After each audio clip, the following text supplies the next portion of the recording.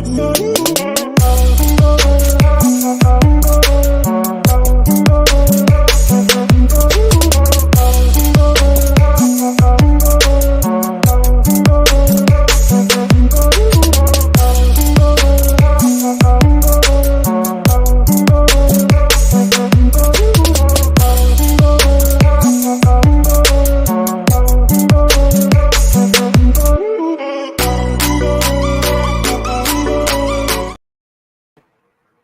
morning, everybody. I hope you're having a great Saturday morning.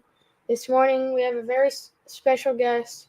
But first, I'm sorry that I couldn't be on this morning. This is a recording because we had some. It was my brother's birthday. So this is a recording from Friday. But don't forget to go down to our Etsy shop. It's tickering across the bottom right now.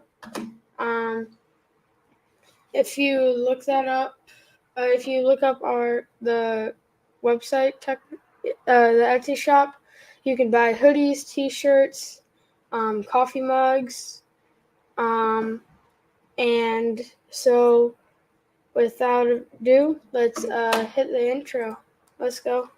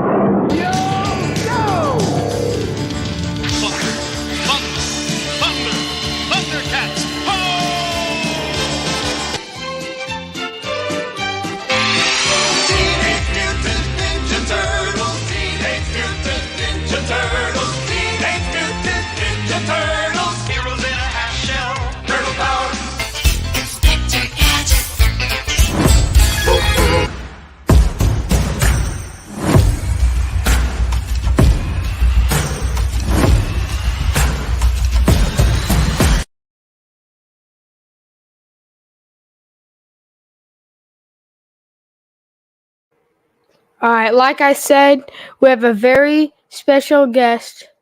He does a lot of stuff with cameras, and photography and videography. So without further ado, welcome on Mr. Jeff Dreyer. Hey, everybody. Thank you, Sawyer. Thanks for having me on the show. You're welcome. Well, how's your afternoon going? It's good. Good. Today I had to,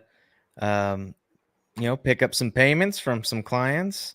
So it was a busy day. Got some editing done. Got a couple finished videos posted, and successful day. Nice. All right, so I'm gonna put up his website. What do you like have on your website? So my website primarily is for people to go and research Media Kings. If they are curious what I do, if they're curious what my content looks like, if they are curious how much I charge, all of that information is found on the website.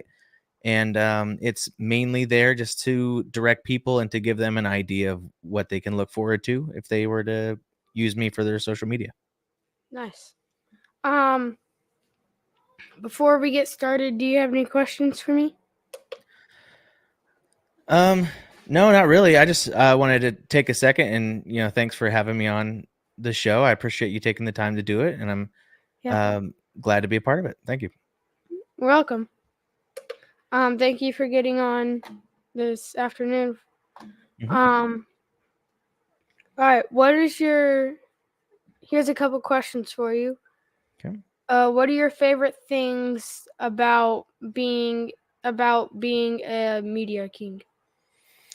So my favorite thing about being the Media King, as far as West Virginia goes, and I'm still working for that name, by the way. Media King is it's big shoes to fill, but I'm working towards it. My favorite thing about it is meeting the people who I didn't know existed. For example, last night I did a gig where I met a guy who was doing videography and photography as well. And he's from Morgantown, same as me, but he has 400,000 subscribers on Instagram and followers and stuff. And his YouTube's doing really well. And he's going to be working with GoPro and all these really big brands. And it was super exciting and motivating, thinking that there's still a chance that I can work for these people, because in the media game, you start to lose sight of things, and you kind of forget that there are big opportunities out there. And it was remotivating for me. But that's one of the best things about this job, is that the opportunities are really limitless and endless. And I get to travel the world. I just got back from Tulum, Mexico last week. Most likely going to Hawaii in May. And that without this job, that wouldn't be happening. So it's really fun. Nice. Speaking of partnering with GoPro, I'm gonna start another YouTube channel on outdoors. We don't really know the name yet, but stay tuned for that. And I asked for a GoPro Hero 8 for Christmas. Nice. Hey, I would tell your dad secretly, don't tell him I said this, but get the GoPro Hero 12. Yeah, well, I was looking at those, but my grandma, the GoPro Hero 8, it was like just enough in the price range where I could get that. I could also get like 2 other things to go with it. Oh, nice. Like more Yeah. accessories and stuff? Yeah. Right on. What accessories are you trying to get? I'm trying to get a tripod, and like a selfie stick. Cool. Um,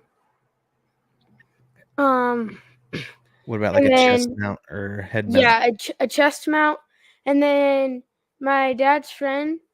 So my friend's dad. I mean, my friend's. My friend's dad. He does YouTube, and he just started his channel a couple months ago, like 2 or 3 months ago, and he has this. It's a necklace, but it's not like a super flimsy necklace. It's like reinforced with metal.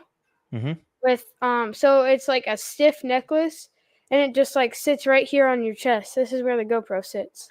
Oh, cool. Okay. Yeah. Is it for GoPros, or is it for they have an Insta360 Go that's out right now, and it's this like little pill shaped Yeah. camera. Is that what it's for? No, it's for For GoPro? yeah, it's for GoPros. Nice. Yeah, I'll have to get that. It has the mount for a GoPro. Cool. Yeah, that would be sweet. And then you can just wear it I around like that. I have seen the Insta360s that are literally like this small. Yeah, those are cool. And there's a magnet that goes on the inside of your shirt. Mm-hmm. Yeah. Yep.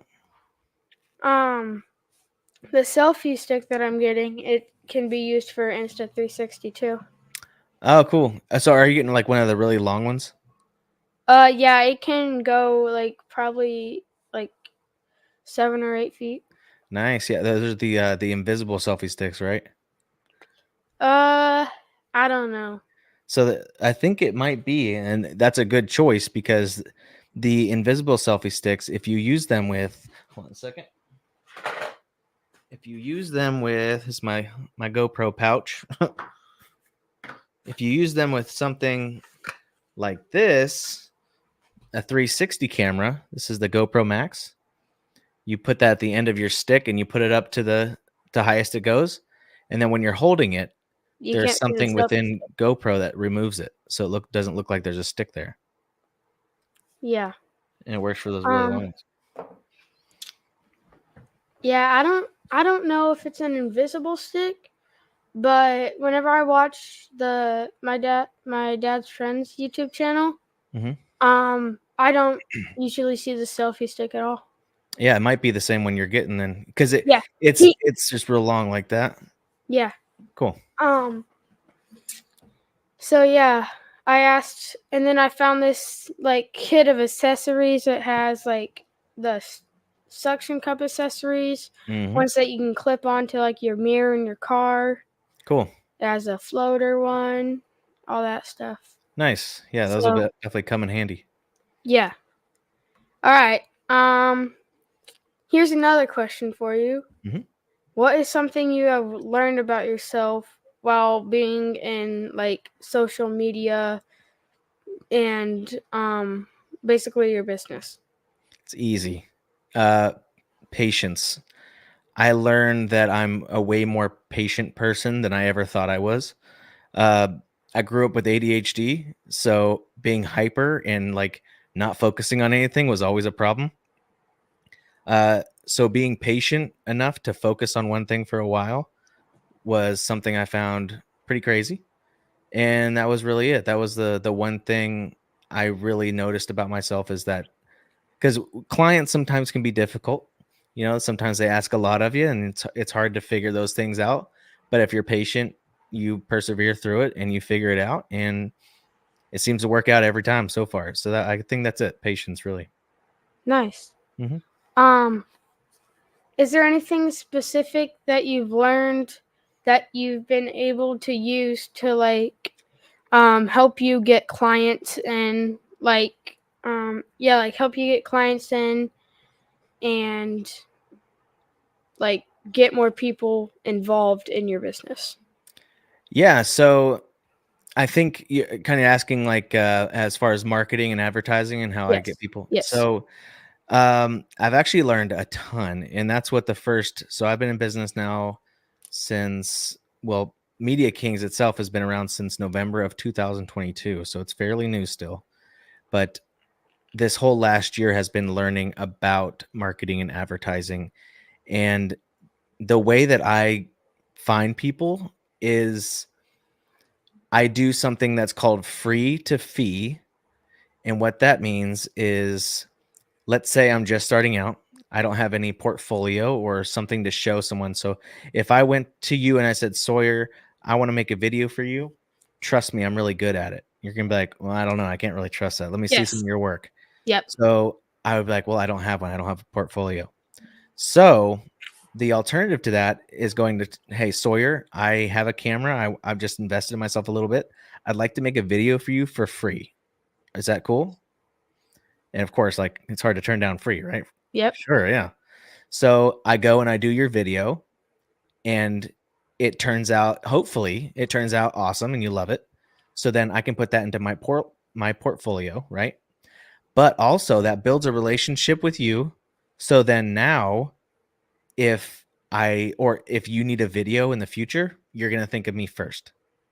So then that has built that relationship. So then building a rapport and gaining familiarity with people in your community is the best way to get leads and get people interested in the company itself. But there's other ways as far as like cold calling. I've done that before.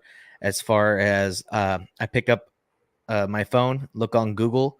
I did this for real estate agents actually, and I have two of my clients now. I just called a bunch of real estate agents in town and just asked them if they needed photos and stuff done because I do it, and it worked. And it wasn't the first time. It wasn't the first person I called. It wasn't the second. It took a lot of calling. And actually, that's a good point. It kind of leads me into. So your father is in uh, Insurance. insurance sales, Yep. and there's a lot of cold calling with that too. Yes. But it works, right? So the more you do it, the more clients you get, and it works the same way. And that might be through for every business out in the world. But if you do the work as far as the time that it takes, you're calling people, you're getting the no's, but you're learning from every no, and the yeses feel even better. But yeah, it's really what I do to get clients right now. Nice. Hmm. Um, has anything embarrassing happened while you were like doing your job, like making videos or meeting with a client, anything like that? Hmm. Like cameras dying in the middle of a video and Oh, okay, like yes. like anything embarrassing that's happened while you were basically like on your job. I'm going to tell you the most embarrassing story I've ever had in this industry, and it's not going to make me look the best, of course, but it happened. I'm human. Mistakes happen. Yep. I I do weddings. I video weddings and stuff. Mhm. Not as much anymore. I mainly focus on insurance and helping people in the life insurance industry gain more of a following and Yep. get more leads and stuff like that through the power of their social media being better. You know what I mean? Yeah. Um, but I was doing weddings and did the whole wedding. It was beautiful. Everything went really good on the day. But then when I went back to look for the footage to edit their video, Did you it was lose it? gone. It was gone. I lost the whole video. There's no video memory of their day. But thank God they had a photographer and they weren't too upset with me.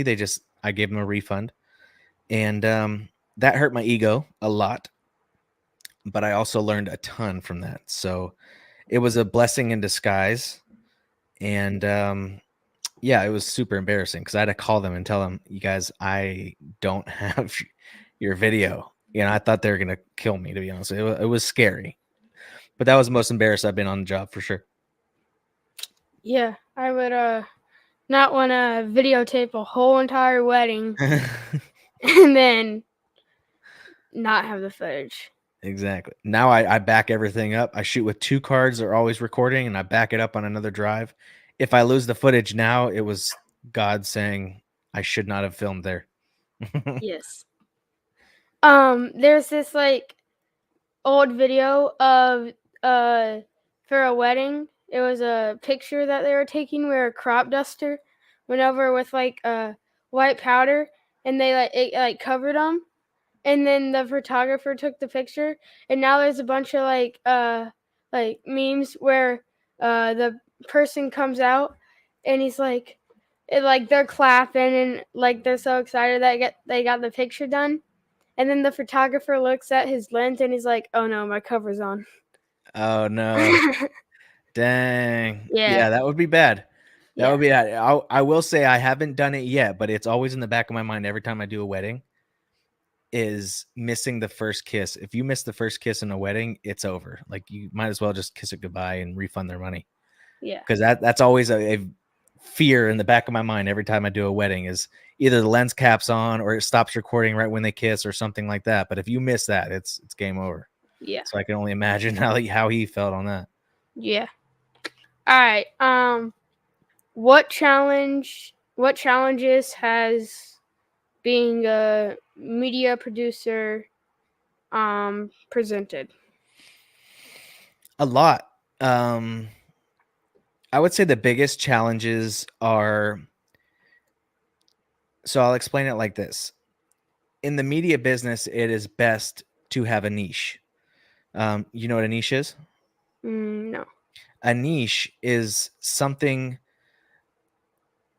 So, for instance, let's call insurance a big umbrella, right? Life insurance is a niche. Health So insurance is a niche. It's a very small part of the of a big. big thing. Yeah. So having a niche is very important when you're in business. So for my thing, so when media, I do video. That's a niche itself. Photography. Yeah. So photography is another niche. Mm-hmm. So then I do graphic design. That's another niche. And then I do website development. That's another niche. So I'm actually expanded myself a little bit too far, but it's best to always have a niche. So I should just stick to videography and just doing something in video, right? But my brain doesn't allow me to do that. So I need to do photography and videography. And the biggest thing I've learned anyway is to find well, sorry, not the biggest thing I've learned, but the struggle was the question, right? What was the biggest struggle? But yeah, Is challenges, yeah, struggle. the biggest challenge is learning how to do all the things that your client wants, even if you don't know how to do it, and then performing that at a very high level. That's the biggest challenge I have because I'm not going to take a client and they're like, I need to do a wedding, and I want you to take pictures of it. If it was my first time ever doing pictures for a wedding, like I can't go in and do an okay job. I have to like blow their minds. Yes. So that's the biggest challenge is learning all the facets within the media game. But I'd say that's the biggest challenge for sure. Gotcha.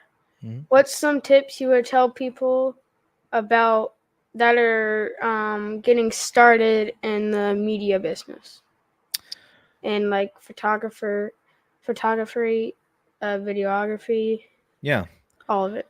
What I would tell somebody that is getting into the media game, whether that's videography, photography, drone footage, FPV, Yep. anything, if you're being paid to perform a service in general, and we'll stick with media, but if you're being paid to perform a service in general, what I would tell you is do your research. If you don't know how to do it, make sure you watch enough videos to make it feel like you've done it before. So you know the best videos to watch if you're trying to research something is what not to do, because our brains are kind of pre-wired to know what you should do. But what not to do are the things that people have learned and taken their whole careers to learn. And then sometimes they just put them out there on YouTube. So you can sit there in 15 minutes and learn what they've learned over 20 years. So those are the best videos to watch. I would recommend watching videos if it's something you really want to do. And my other piece of advice, honestly, is to just do it. I know everybody says that and everybody hears that, but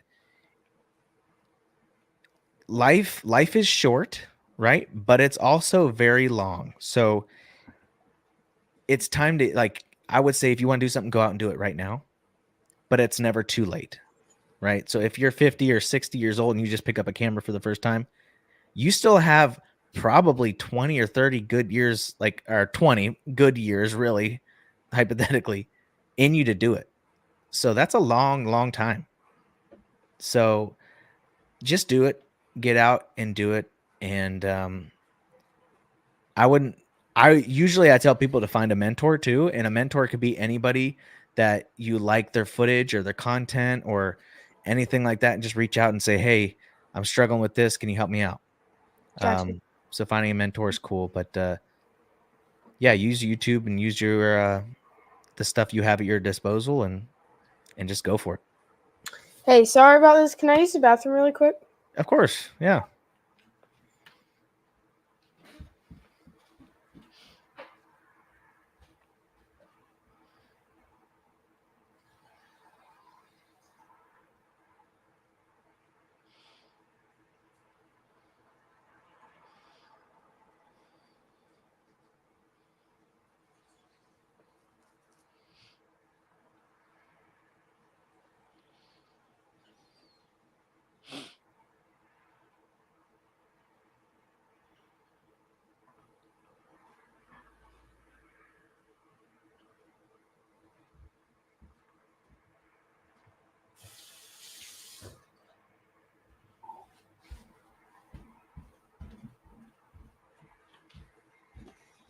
Sorry about that. You're fine. You're fine. When you gotta go, you gotta go. Yeah. All right. I have a couple oh yeah, I only have one more question. All right, let's do All it. right. What are some goals for 2024? And like kind of like a follow-up question, what are you most excited about for 2024? My goals for 2024 are to finally hit $100,000 in retainers, which means my clients pay me $10,000 a month. That is my goal for 2024. Sorry, what was the second part of your question? That's your goal? Yeah. What are you most excited about? Most excited, yes. So most excited, to be honest with you, is to go through 2024 with everything I've learned in 2023 and double, triple, quadruple my business. I'm learning from my mistakes that I've made, and there's a lot of things I already have booked as far as people like pre-planning, and they book me in advance. Like Hawaii in May is going to be one of those, and I'm just super excited to see where this career takes me. And just another snip. I just learned. So that guy I was talking about in Morgantown, in the same town I live in, that's got 400,000 subscribers. His biggest piece of advice to me, and which I've just started today, is to post content every day. Yes. The content doesn't have to be full-blown, full-scale, edited out, perfect. Shorts. It could be just a picture. It could be a couple pictures. It could be a short video, but post it. And I've started that just today, and I'm going to be doing that every day, is be posting content. Hopefully everybody likes it, but I'm excited to do that too. I'm excited to see what happens to my social media when I can focus on it, because it's kind of tough in my industry when I have clients that demand a lot. As far as my time goes, it's hard for me to focus on my own business sometimes and create content for my own. But I'm excited to balance those two out and really get some a following growing and stuff. Gotcha. Well, that's all my questions. Do you have any questions for me? Yeah. What are you most excited about 2024? Well, like I said, I'm gonna get a YouTube channel, so I'm excited about starting that and trying to gain as many followers as I can, trying to post as many videos as I can, stuff like that.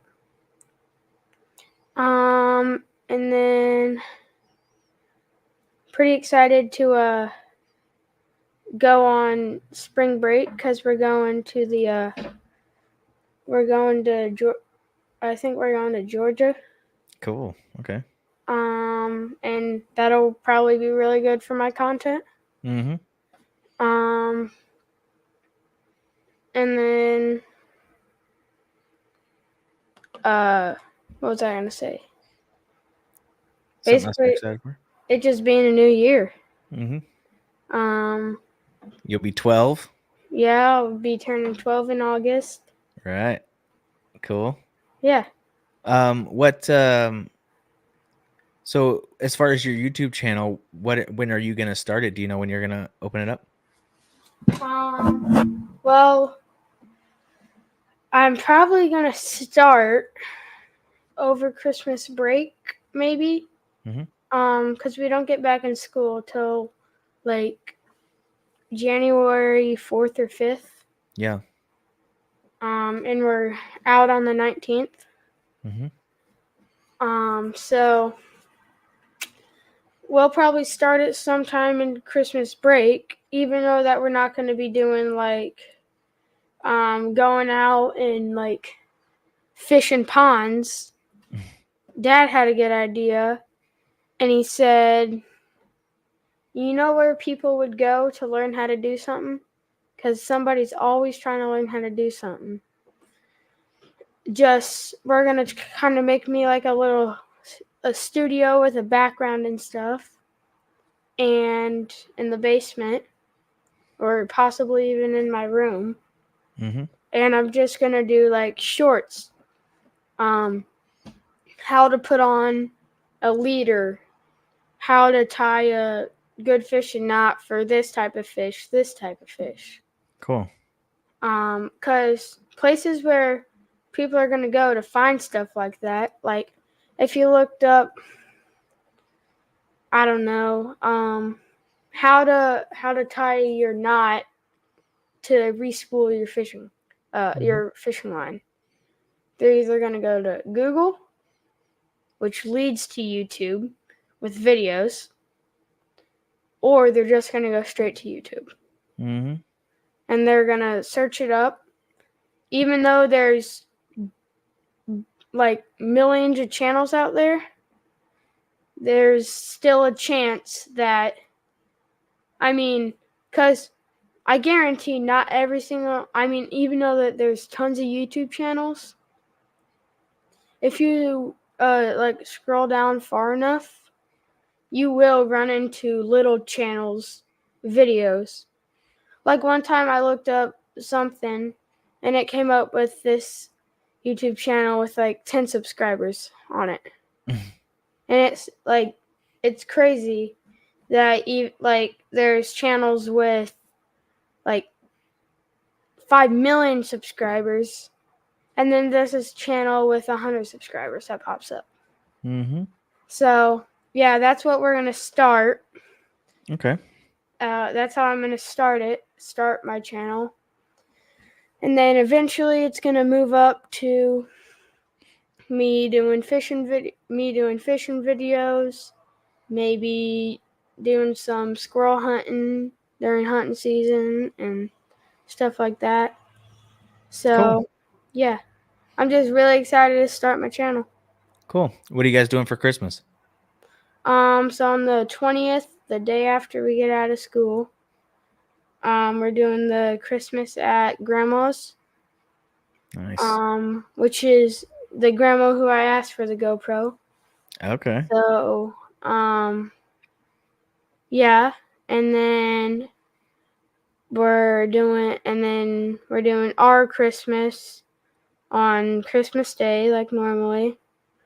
And then a couple days after, my aunt's is supposed to come down from South Carolina. But they're going to come a couple days after Christmas Day so that they can still do it with my grandma and grandpa, so that they can do Christmas with my grandma and grandpa down there in South Carolina, where my dad grew up. And then she's coming down here, and then we're going to have a Christmas with her. And then, like on the 31st or like the 29th, one of those days, probably the 30th, we're heading down to grandma's, which is about 2.5 hours away. And she lives on a farm. Cool. Like 450 acres. Holy cow. Yeah. They got 4-wheelers and stuff? Yeah. Nice. That'll be fun. 4-wheelers. My mom's uncle recently just got a Polaris Ranger, like side by side. Cool. There you go. And That'll be fun too. my dad let me drive that. Nice. And then I get to drive the John Deere Gator all by myself. Yeah. There you go. But right. she also has a pond, so I could maybe do some fishing content down there. Yeah, that'd be cool. You can use your GoPro for the first time. Yeah. Cool. So here's kind of a side question, but I know you've been on a decent amount of trips with your dad and stuff for work. Yes. What's your favorite one that you've been on?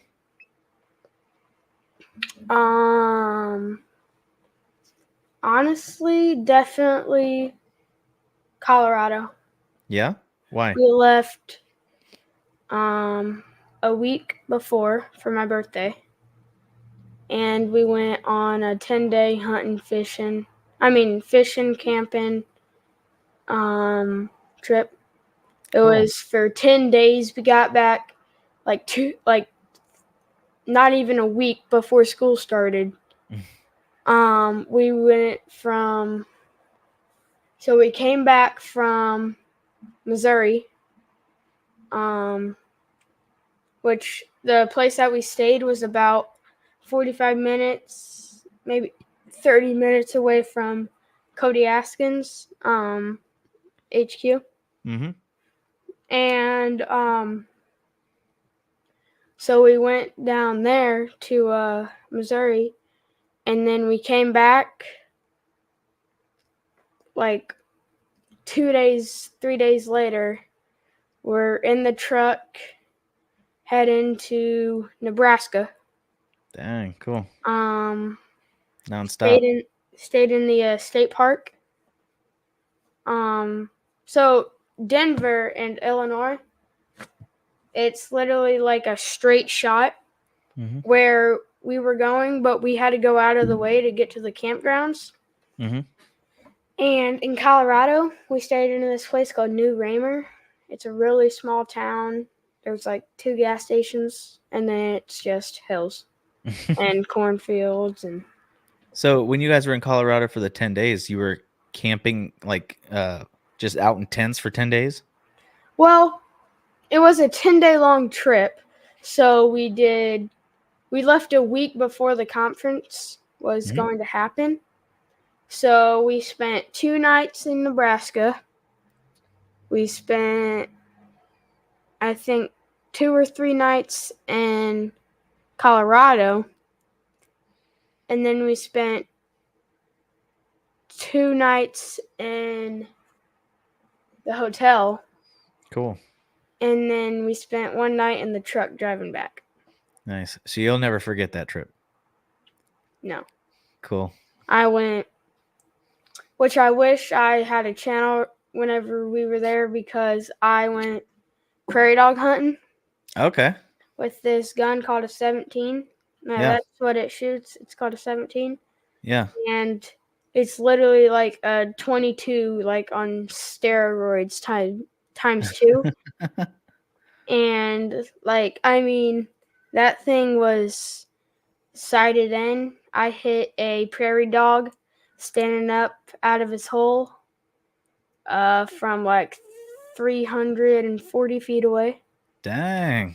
Blew the side of his head off. Nailed him, huh? Pretty good. Nice. And then my dad, he shot one.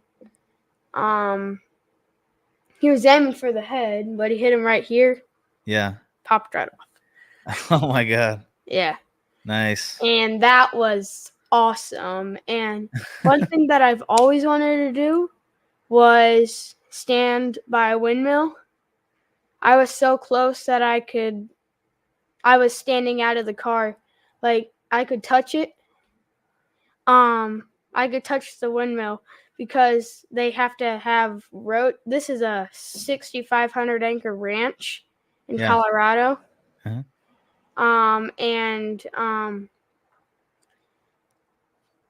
And they have windmills out there because it's like a bunch of prairies and all that.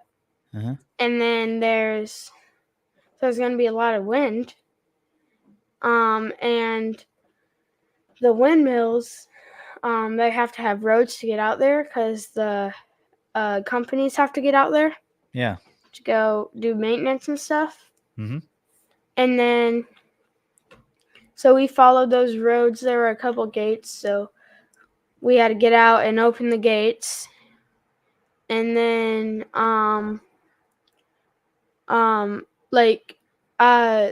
how huge those things are. Yeah. It's crazy. Are you talking about like the big white ones or like the big wooden ones? The big white ones. Oh, cool. Nice.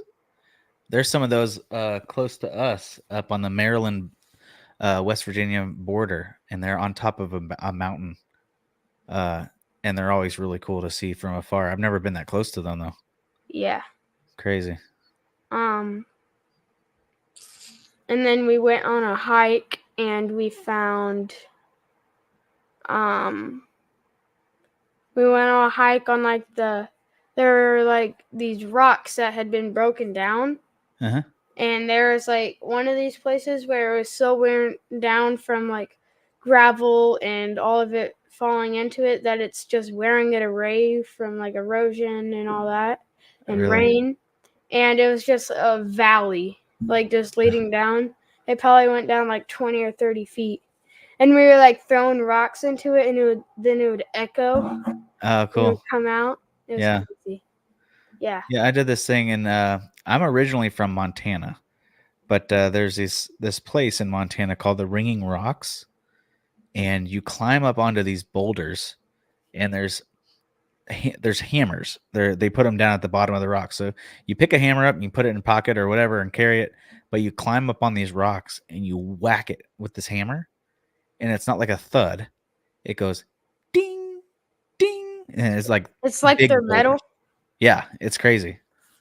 I don't know if there's any other place like that in the world, but yeah, they're called Ringing Rocks, and Montana's not that far from Colorado. So if you guys ever get a chance to go out in Montana, check the Ringing Rocks out. Those are cool. Yeah, we did you know that the Red Rocks are like 30-40 minutes away from Denver? Really?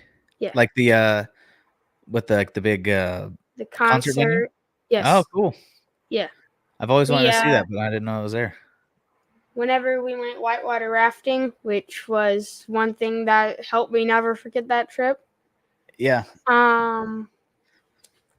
We didn't notice that we could literally see the Red Rocks from the whitewater rafting, like plate from the whitewater rafting like headquarters where they keep all the rafts and the gear and all that. Oh, very cool. So it was like a 30-minute wait. So we just went over there and we were just driving around through the red rocks. There's trails up through them. Cool. Like, yeah, it was crazy. Nice. Did you live near the college football team, Montana Grizzlies? So, I grew up a Grizzlies fan. I'm still a Grizzlies fan. I probably always will be.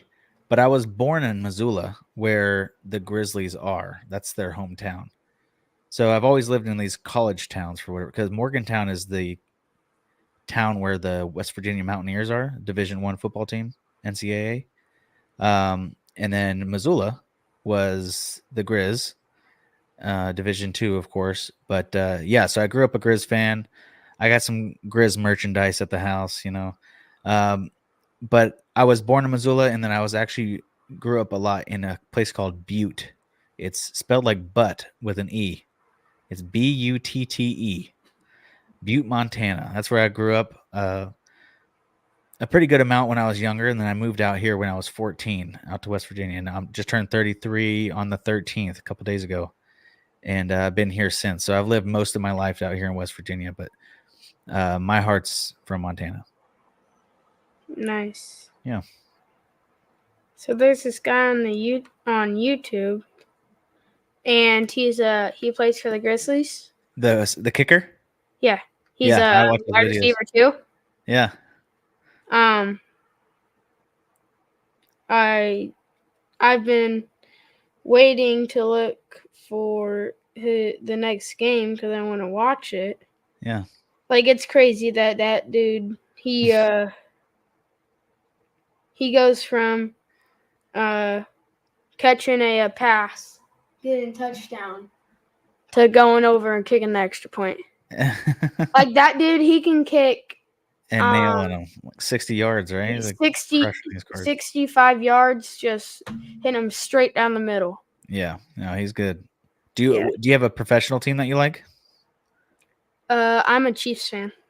Oh, okay. I'm a Raiders fan. That game last night.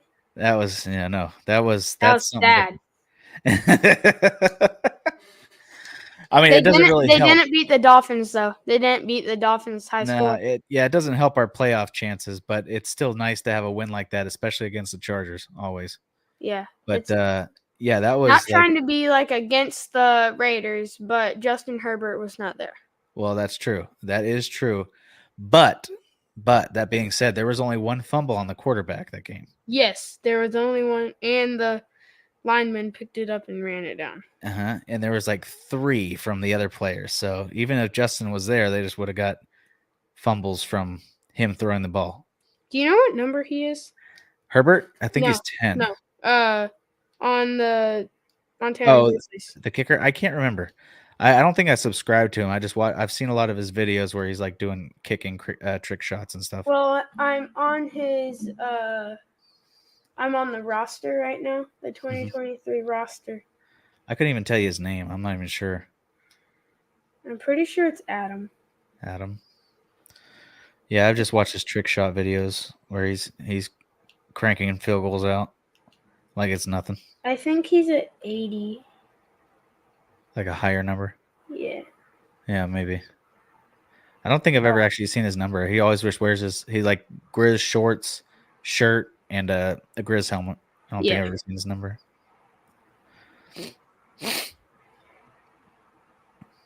I'm gonna look up the Grant. No. Grant. Do you have their roster pulled up right now? Yeah. Who's their kicker? Adam Botkin. Adam Botkin. Okay. Yeah, Adam Botkin is a boss. Yeah. Does it all. Isn't he a wide receiver? He might be. Yeah, you said that. I'm not sure. I just remember watching him kicking the ball. He might do more, because I mean he kicks the ball pretty good. So I'm sure he's athletic in other positions as well. Man, that's just like I was telling my mom the other night. I said, Man, you know what would be awesome is if every single you know how some quarterbacks have super long legs, like Trevor Lawrence. Yeah. I feel like they should get trained, even though it may not be good for their body. They should get trained so that every time it's on fourth down, they look like they're going to go for the field goal or punt it, and then they just throw a rocket to their wide receiver. They could start doing more fake field goals. Like they did that. The Eagles did that the other night. They went for the fake punt, and they got the first down. Yeah. They tried that, not the Eagles. I can't remember who tried it against the Raiders last year, but did it happen? They tried, and then Renfro came and put a hit stick on the guy, and he dropped the pass. But they tried it. Yeah. Well, wait. Isn't he on special teams? He would be on special teams. Yeah.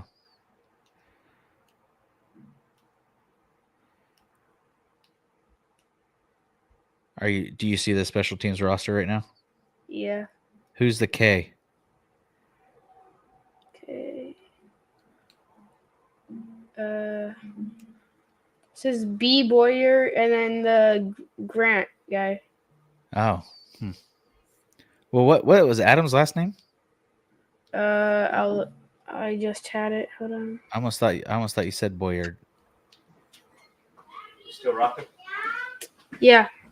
All right. Well, we're gonna go ahead and end this now because we kind of got off track with the football. But I hope everybody has a great Saturday morning. Rest your day. But let's end it with that intro. Let's go.